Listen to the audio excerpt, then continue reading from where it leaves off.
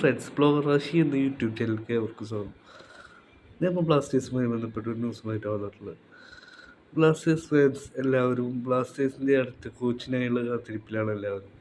ആ കോച്ച് പോയതുപോലെ തന്നെ പകരം ആര് വരുമെന്നുള്ള കാത്തിരിപ്പിലാണ് എല്ലാവരും. ഇപ്പോൾ കുറച്ച് ദിവസമായി സാമൂഹിക മാധ്യമങ്ങളിൽ ന്യൂസുകൾ പിറക്കുന്നുണ്ട്.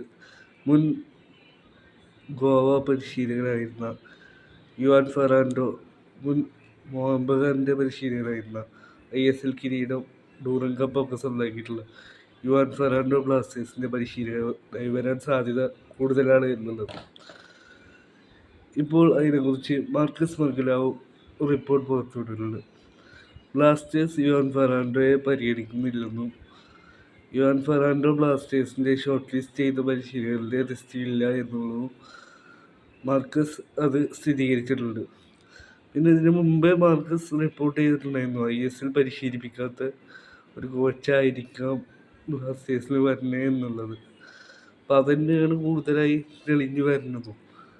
എന്തായാലും ഇപ്പോൾ യുവാൻ ഫെറാൻഡോയുടെ കാര്യം കൂടി, യുവാൻ ഫെറാൻഡോ അല്ല ബ്ലാസ്റ്റേഴ്സിൻ്റെ പരിശീലകൻ എന്നുള്ള സ്ഥിരീകരിച്ചുകൂടി ഇനിയിപ്പോൾ യുവാൻ ഫെറാൻഡോ ആവില്ല എന്നുള്ളത് ഏകദേശം ഉറപ്പിക്കാം.